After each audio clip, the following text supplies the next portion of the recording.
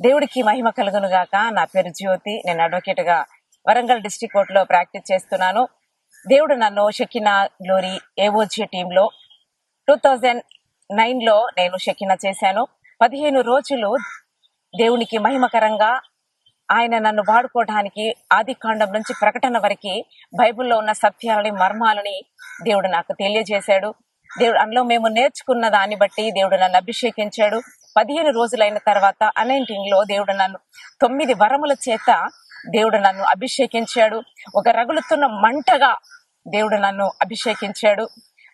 Anointing లో ప్రవచన వరాన్ని దేవుడిచ్చాడు. అభిషేక వరంలో ప్రవచన వరముతో పాటు స్వస్థత వరాన్ని ఇచ్చాడు. సువార్త ప్రకటించే వరాన్ని ఇచ్చాడు. వర్షిప్ వరాన్ని ఇచ్చాడు. దేవుడు అనేక విధాల నన్ను వాడుకుంటున్న విధానంలో దేవునికి మహిమ కలుగును గాక. అదే విధంగా నేను నేర్చుకున్నటువంటి ఆ ఏవొచ్చే టీంలో నేర్చుకున్న ఆ బైబిల్ ట్రైనింగ్ లో నా పిల్లలని కూడా ఎంతో మంది యవనస్తులను కూడా నేను నడిపించాను. నా కుటుంబం అంతా కూడా షకీనా క్లాసెస్ కంటిన్యూ చేస్తూ షకీనా ట్రైనింగ్ ని కంప్లీట్ చేశారు. నా ముగ్గురు పిల్లలు కూడా షకీనాలో పార్టిసిపేట్ చేశారు. షకీనా ట్రైనింగ్ ను కంప్లీట్ చేశారు. ఎష్కోల్ పేనెల్ బేతేల్ కూడా నేను కంప్లీట్ చేశాను. నా పిల్లలు కూడా బిఎఫ్ఎఫ్, ఎఫ్ఆర్పి, సిఆర్పిసి కూడా వాళ్ళంతా కూడా కంప్లీట్ చేశారు. దేవుడు నన్ను, నా కుటుంబాన్ని ఎంతగానో దీవించాడు.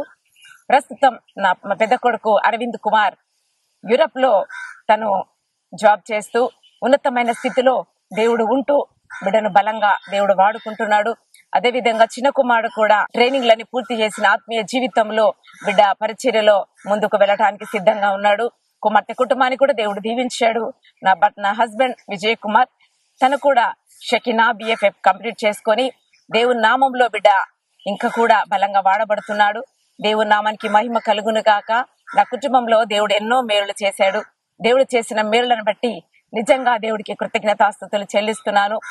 2015 లో సిసిఐ కాటన్ కార్పొరేషన్ ఆఫ్ ఇండియాలో నా భర్త విజయ్ కుమార్ తను టెక్స్టైల్ దాంట్లో సూపర్వైజర్ కాటన్ పర్చేస్ ఆఫీసర్ గా జాబ్ చేస్తుండేవాడు.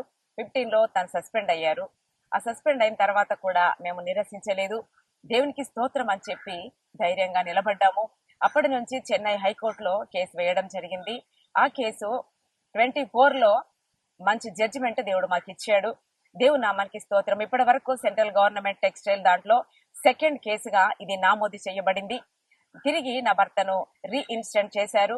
దాన్ని బట్టి దేవునికి మహిమ చెల్లిస్తున్నాను. తిరిగి ఉద్యోగంలో చేరే కృపను దేవుడు ఇచ్చాడు. మంచి జడ్జిమెంట్ ఇచ్చి దేవుడు అన్ని విధాల మా కుటుంబాన్ని కాచి కాపాడిన దేవుడికి వందనాలు చెల్లిస్తున్నాను.